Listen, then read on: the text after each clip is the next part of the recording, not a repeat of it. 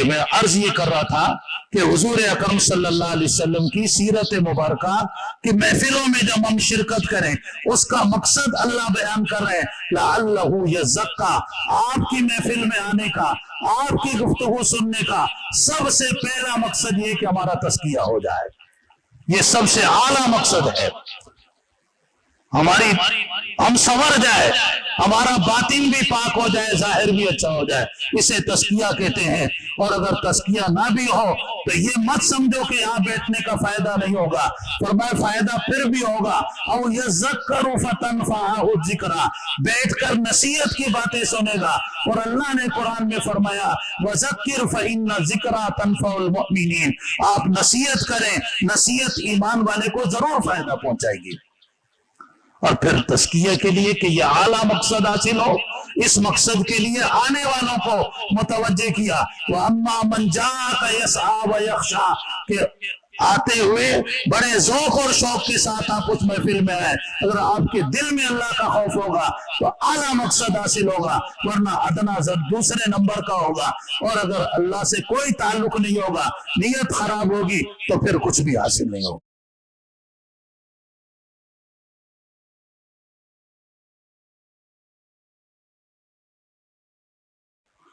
الحمدللہ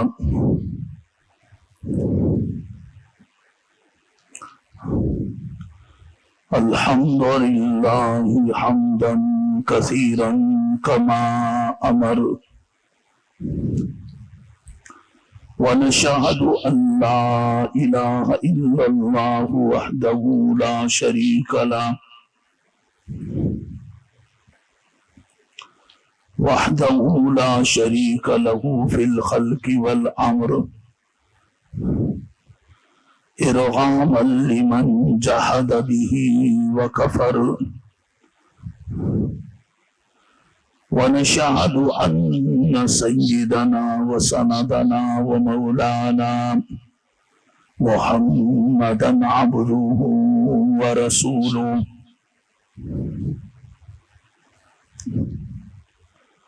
المبعوث إلى الأسود والأحمر لتتميم مكارم الأخلاق،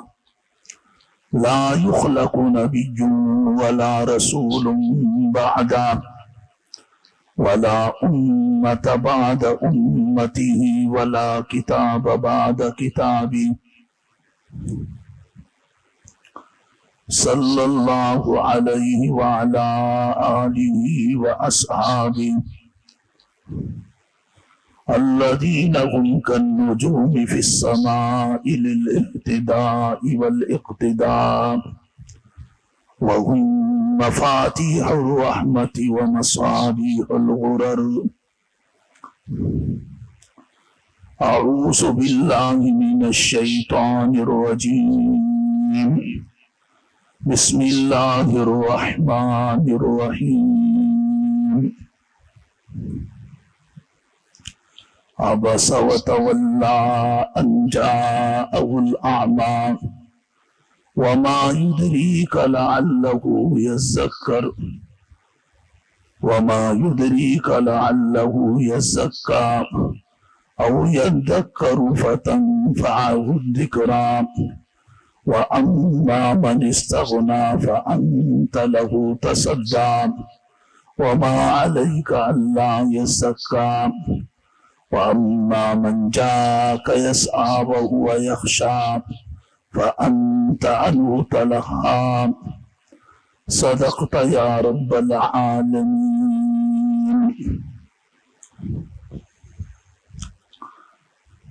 واجب الاحترام گرامی قدر معزز حاضرین محفل، السلام علیکم ورحمۃ اللہ وبرکاتہ۔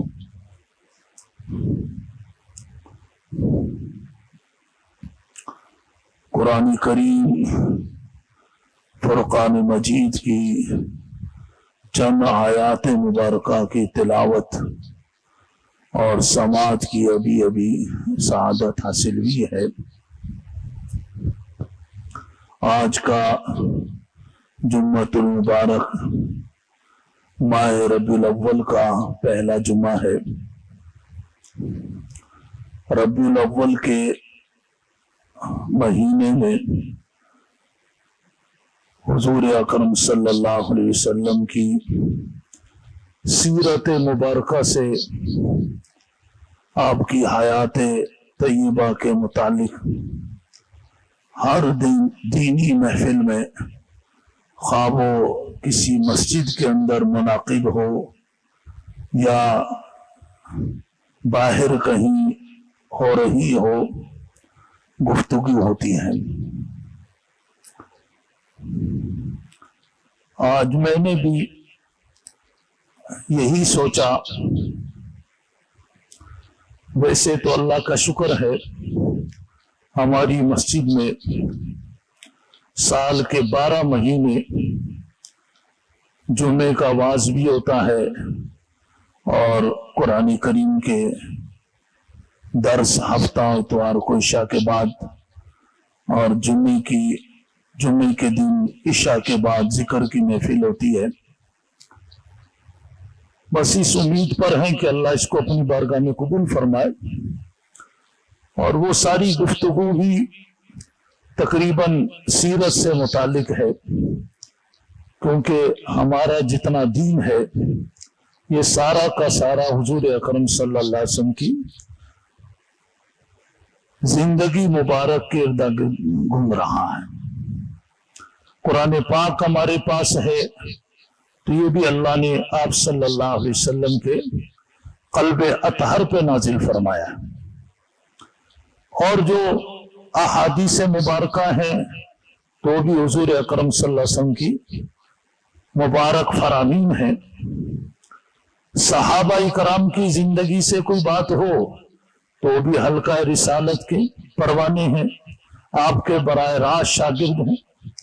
اولیاء کرام کی کوئی بات ہو تو ان کے پاس بھی حضور اکرم صلی اللہ علیہ وسلم کا فیض ہے۔ تو یہ جو بھی ہماری دینی گفتگو ہے تو یہ آپ صلی اللہ علیہ وسلم کے سیرت ہی کا فیض ہے جو ہمارے پاس موجود ہے۔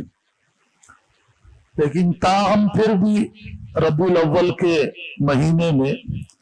ایک خاص عنوان قائم کر کے حضور اکرم صلی اللہ علیہ وسلم کی پاکیزہ حیات کے متعلق گفتگو ہوتی ہے۔ حضور اکرم صلی اللہ علیہ وسلم تمام انبیاء کے سردار ہیں، سرتاج ہیں۔ اللہ تبارک و تعالی نے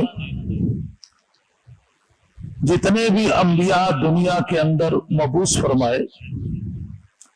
تو ان کے بارے میں ارشاد فرمایا، اللہ اعلم حیث یجعل رسالتہ۔ یہ اللہ خوب جانتا ہے، اللہ کو پتا ہے کہ وہ اپنا میسج لوگوں تک پہنچانے کے لیے جن افراد کے قلوب کو، زبانوں کو منتخب کرتا ہے، ان کے بلند کردار کو، ان کے بلند اخلاق کو اللہ پاک اچھی طرح جانتے ہیں، اور اسی لیے اللہ پاک اپنے علم ازلی کی روشنی میں ان کا انتخاب فرماتے ہیں۔ انبیاء علیہ الصلوۃ والتسلیم چونکہ اللہ کا پیغام لوگوں تک پہنچاتے ہیں، تو اس پیغام کے بارے میں کہ یہ اللہ کا پیغام ہے، شیطان اور شیطان کے کارندہ لوگوں کے دلوں میں یہ وسوسہ پیدا کرنے کی کوشش کرتے ہیں کہ ہو سکتا ہے اس پیغام میں کسی نے خیانت کی ہو، اور یہ خیانت کا وسوسہ پیدا کر کے لوگوں کے دلوں سے اللہ کے حکم کی اہمیت کو کم کرتے ہیں۔ جیسے آج آپ دیکھ رہے ہیں ہمارے معاشرے میں جب کوئی گفتگو ہو جائے، خواہ وہ حدیث کے حوالے سے ہو یا قرآن کے حوالے سے ہو، لیکن شیطان لوگوں کے دلوں سے اس کی اہمیت کم کرنے کے لیے باہر یہ باتیں پھیلاتا ہے کہ مولوی صاحب نے یوں کہا ہے۔ جب بات مولوی صاحب کی آئے گی تو اس کی تو کوئی اہمیت نہیں ہے، اور جب بات یہ ہوگی کہ مولوی صاحب نے قرآن کی آیت پڑھی، حدیث پڑھی، اس کا یہ ترجمہ کیا، اب وہ چونکہ براہ راست اللہ رسول کی بات، اللہ کی محبت سب کے دل میں ہے، اور جو نبی کے ماننے والے ہیں اس کے دل میں نبی کی محبت ہے۔ جب بات اللہ اور اس کے رسول کی ہوگی تو لوگ اس کی طرف متوجہ ہوں گے اور اس کو ذوق و شوق سے سنیں گے اور اس پر عمل کرنے کی کوشش کریں گے۔ اور جب بات یہ ہو جائے گی مولوی صاحب کی ہے تو بات ہی ختم ہو گئی، کہانی ختم ہو گئی یہاں کے۔ تو یہی چیز شیطان انبیاء علیہ الصلوۃ والتسلیم کے بارے میں پھیلاتا ہے کہ یہ پیغام اللہ کا ہے، ہو سکتا ہے اس میں کہیں خیانت ہوئی ہو۔ تو اس لیے اللہ نے قرآن پاک میں بار بار یہ بات فرمائی کہ انبیاء السلام اغوائے شیطانی سے محفوظ ہوتے ہیں، وہ معصوم ہوتے ہیں، ان پر نفس امارہ کا کوئی عمل دخل نہیں ہوتا، ان پر شیطان ذرا برابر بھی اثر انداز نہیں ہو سکتا۔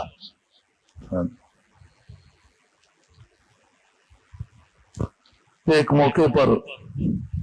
حضور اکرم صلی اللہ علیہ وسلم نے ارشاد فرمایا کہ ہر بندے کے ساتھ ایک شیطان ہوتا ہے اور وہ اس کو راہ راست سے ہٹانے کی کوشش کرتا ہے، پھر وہ سوچے ڈالتا ہے۔ تو جب ہر بندے کا لفظ آپ نے استعمال کیا تو ایک بندے نے کھڑے ہو کر پوچھا، اللہ کے رسول کیا آپ کے ساتھ بھی شیطان ہے؟ آپ نے فرمایا ہاں ہے،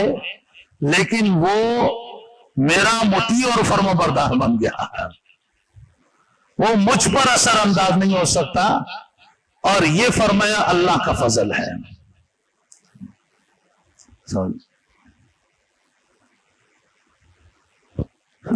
اس وجہ سے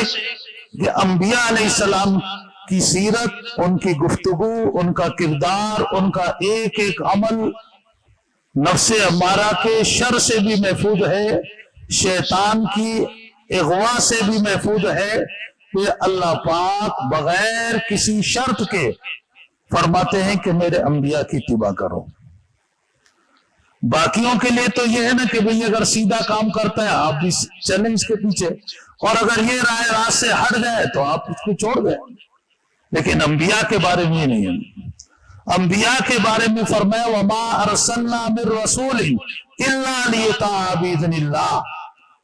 جتنے بھی انبیاء ہم نے بھیجے وہ اس لیے بھیجے تاکہ لوگ ان کی اتباع اور پیروی کر کے اللہ کی خوشنودی اور اللہ کی رضا کے بلند مراتب حاصل کر سکیں۔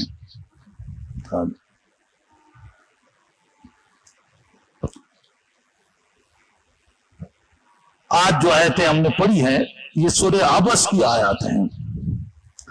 ان آیات مبارکہ میں آج جو گفتگو ہے وہ ہے انبیاء علیہ السلام کی باتوں کے سننے کا اصل مقصد کیا ہے، کیونکہ اب ربیع الاول کا مہینہ شروع ہو گیا،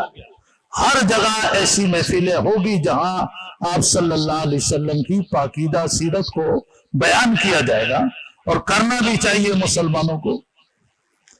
لیکن اس محفل میں جانے کی نیت کیا ہونی چاہیے؟ قرآن کریم نے اس کو بیان کیا ہے اور اس کو ایک واقعے کے تحت لے کر آئے تاکہ اس واقعے میں حضور اکرم صلی اللہ علیہ وسلم سے محبت کرنے والے آپ کے بلند اخلاق سے بھی واقف ہوں۔ ویسے تو ہم یہ قرآن پاک کی آیت کا ترجمہ پڑھتے ہیں نا، وَإِنَّكَ لَعَلَىٰ خُلُقٍ عَظِيمٍ، حضور اکرم صلی اللہ علیہ وسلم کے بارے میں اللہ نے فرمایا کہ آپ اخلاق کی اس بلندی پر قائم ہیں کہ دنیا کی بلند سے بلند تر چیز بھی اس کے سامنے بلندی کی بھیک مانگتی ہوئی نظر آتی ہے، لیکن جب کوئی خاص واقعات حضور اکرم صلی اللہ علیہ وسلم کی زندگی کے بیان ہوتے ہیں تو وہ ہمیں آپ کی اخلاقی کی بلندی کو سمجھنے میں معاون ثابت ہو جاتے ہیں۔ تو اب یہ ایک واقعہ آپ صلی اللہ علیہ وسلم کی زندگی میں پیش آیا کہ آپ صلی اللہ علیہ وسلم ایک جگہ پر حرم میں تشریف فرما تھے، اور اس وقت آپ کے قریب مکہ کے بڑے بڑے وہ کافر سردار کہ جو مسلمانوں کو ہر لمحہ اذیت پہنچاتے اور اسلام کے راستے میں تو رکاوٹ بنتے ہی بنتے تھے، لیکن جو مسلمان ہو جاتے ان کو بھی دین سے پھیرنے کی پوری کوشش کرتے تھے، جن کے سر فہرست ابو جہل کا نام تو آپ نے سنا۔ ابو جہل تو اس کا لقب تھا، نام اس کا عمر بن ہشام ہے۔ یہ بیٹھا ہوا تھا آپ کے پاس اور آیا تھا اس دن، اکیلا نہیں آیا تھا بلکہ اس کے ساتھ 4 سردار اور بھی، ان کے نام آپ سنیں گے حیران ہوں گے۔ ایک تھا عتبہ بن ربی اور ایک اس کا بھائی شیبہ بن ربی۔ یہ آپ کے کٹر سخت دشمن تھے۔ اس کا باپ تھا ربی، اس نے اپنے بیٹوں کے لیے حضور صلی اللہ علیہ وسلم کی 2 بیٹیوں کا رشتہ بھی مانگا ہوا تھا، لیکن جب انہی دنوں میں شادی سے پہلے ہی آپ صلی اللہ علیہ وسلم کی نبوت کا اعلان ہو گیا تو اس نے ان کو چھوڑ دیا۔ اتنا بغض تھا اس کے دل میں۔ یہ دونوں بھائی بیٹھے۔ اب آپ دیکھیے ہمارے ساتھ کوئی ایسا سین ہو جائے، کوئی ہماری بیٹی کا رشتہ چھوڑ دے، پھر ہم اس کو قریب بٹھا کے دین کی بات تو دور کی بات ہے، ہم اس کی شکل بھی نہیں دیکھیں گے۔ لیکن یہ شکل کا نہ دیکھنا، نفرت کرنا، یہ نبی کریم صلی اللہ علیہ وسلم کی عادت مبارکہ نہیں، یہ اغواء شیطانی ہے۔ نفس امارہ کے زیر اثر آ کر ہم یہ حرکتیں کرتے ہیں، اور وہاں حضور اکرم صلی اللہ علیہ وسلم کا بلند اخلاق ہے جس کو اپنانے کے لیے اللہ پاک سب کو کہہ رہے لقد کان لکم فی رسول اللہ اسوۃ حسنہ۔ حضور کے اس بلند اخلاق کو اپناؤ اگر تم دنیا میں کامیاب ہونا چاہتے ہو اور آخرت میں کامیاب ہونا چاہتے ہو۔ یہ 2 بھی بیٹھے ہوئے تھے آپ کے پاس۔ اور تیسرا کون تھا؟ امیہ بن خلف۔ یہ مکہ کا وہ بڑا تاجر اور کافر تھا کہ جس نے حضور اکرم صلی اللہ علیہ وسلم سے یہ کہا تھا کہ میں نے ایک گھوڑا پالا ہوا ہے اور ایک تلوار خریدی ہوئی ہے، اس گھوڑے پر سوار ہو کر وہ تلوار لے کر میں آپ کو نعوذ باللہ شہید کروں گا۔ یہ وہ کافر تھا جو آپ کے سامنے بیٹھا ہوا تھا۔ اور ایک حضرت خالد بن ولید کا باپ ولید بن مغیرہ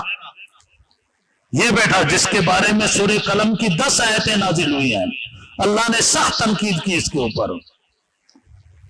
یہ بیٹھا ہوا، یہ 5 بڑے بڑے کافر سردار بیٹھے ہوئے تھے، اور آپ صلی اللہ علیہ وسلم ان کو اسلام کی بات بڑی گہرائی کے ساتھ، جو ان کے اشکالات تھے، جو سوالات تھے، آپ سن کر ایک ایک کا جواب دے رہے تھے، اور اس تمنا سے تھے کہ اللہ اگر ان کے دل آپ نے بدل دیے، ان کو اسلام کی دولت سے نواز دیا، تو میرے پیروکار یہ بیچارے جن کا دنیا کی میں کوئی زندگی کا اسٹیٹس نہیں اور ان کی اذیتوں اور تکلیفوں کا وقتاً فوقتاً شکار ہوتے ہیں، وہ ان کی تکلیفوں سے محفوظ ہو جائیں گے۔ اس میں یہ نابینا صحابی جن کا نام تھا حضرت عبداللہ ابن ام مکتوم، یہ نابینا تھے، ان کو نظر نہیں آتا تھا۔ یہ حرم میں داخل ہوئے، کسی سے پوچھا کہ حضور کہاں ہے، اس نے کہا وہ سامنے جائے وہاں بیٹھے۔ اس نے یہ نہیں بتایا کہ آپ کے ساتھ کچھ لوگ بھی بیٹھے ہوئے ہیں۔ وہ آئے اور وہیں سے دور سے کہہ رہے اللہ کے رسول، اللہ کے رسول، مجھے اس آیت کا مفہوم سمجھ میں نہیں آ رہا، مجھے اس آیت کا مفہوم سمجھ میں نہیں آ رہا۔ اب آپ ان کو سمجھا رہے تھے، ادھر اس کا شور و غل بلند ہوا، تو آپ کے دل قلب اطہر پر جو اس وقت ناگواری کے آثار آئے، ان آثار کو اللہ نے قرآن کریم کے اندر بیان کیا۔ عبس وتولی، دل پر کوئی بھی اثر آتا ہے چہرے کے اوپر رونما ہو جاتا ہے۔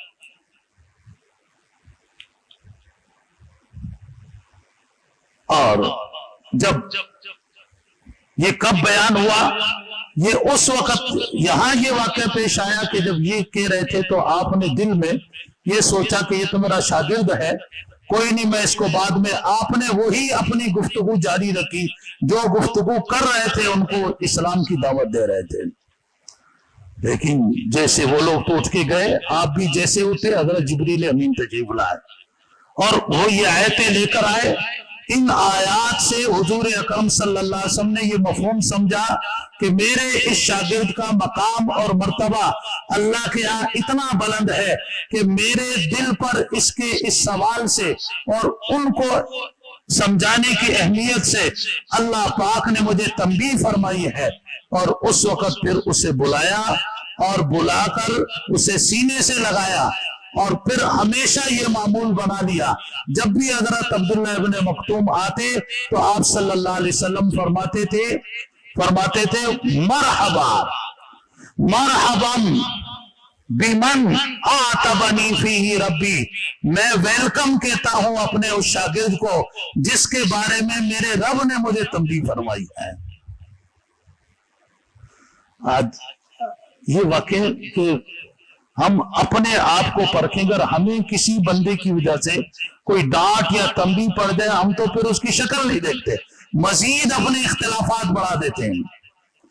جب یہ اس میں فرق کرنا ہوگا، یہ کیوں کرتے ہیں ہم نفس امارہ کے تلبیس میں مبتلا ہے۔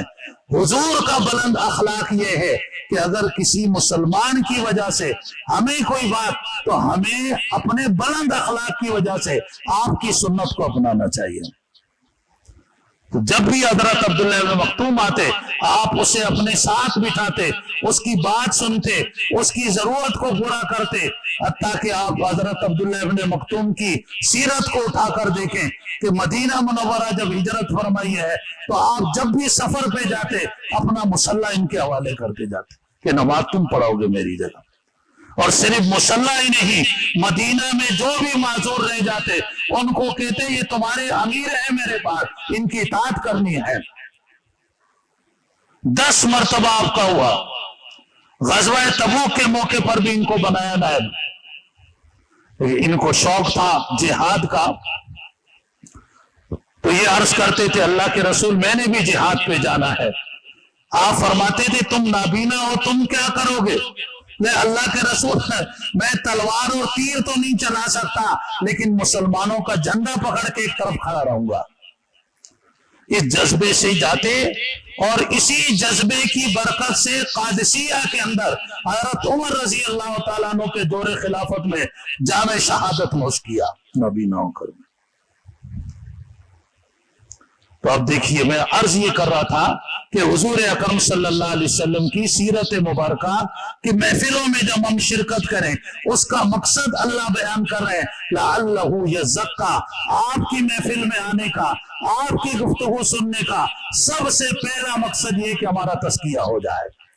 یہ سب سے اعلیٰ مقصد ہے، ہم سنور جائے، ہمارا باطن بھی پاک ہو جائے، ظاہر بھی اچھا ہو جائے، اسے تزکیہ کہتے ہیں۔ اور اگر تزکیہ نہ بھی ہو تو یہ مت سمجھو کہ یہاں بیٹھنے کا فائدہ نہیں ہوگا، فرمایا فائدہ پھر بھی ہوگا۔ او یذکر فتنفعہ الذکریٰ، بیٹھ کر نصیحت کی باتیں سنے گا، اور اللہ نے قرآن میں فرمایا وذکر فإن الذکریٰ تنفع المؤمنین، آپ نصیحت کریں، نصیحت ایمان والے کو ضرور فائدہ پہنچائے گی۔ اور پھر تزکیہ کے لیے کہ یہ اعلیٰ مقصد حاصل ہو، اس مقصد کے لیے آنے والوں کو متوجہ کیا وَأَمَّا مَنْ جَاءَكَ يَسْعَىٰ وَيَخْشَىٰ، کہ آتے ہوئے بڑے ذوق اور شوق کے ساتھ آپ اس محفل میں آئے، اگر آپ کے دل میں اللہ کا خوف ہوگا تو اعلیٰ مقصد حاصل ہوگا، ورنہ ادنا زد دوسرے نمبر کا ہوگا، اور اگر اللہ سے کوئی تعلق نہیں ہوگا، نیت خراب ہوگی تو پھر کچھ بھی حاصل نہیں ہوگا۔ تو بہرحال اللہ ہمیں سمجھنے کے عمل کی توفیق نصیب فرمائے۔ وآخر دعوانا الحمدللہ۔